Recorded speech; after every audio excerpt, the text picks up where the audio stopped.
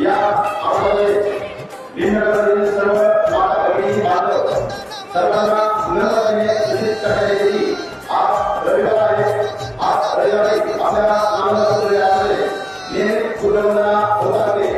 या नियमित सूर्यवंदना आणि संडे ब्रह्मपुरासाठी आपण आपल्या मुलांना बालकांना सूर्यवंदना पाठायचं आहे. या ठिकाणी 10 मिनिटांमध्ये सूर्यवंदनेला सुरुवात होणार आहे. जय भीम ब्रह्मपुरा.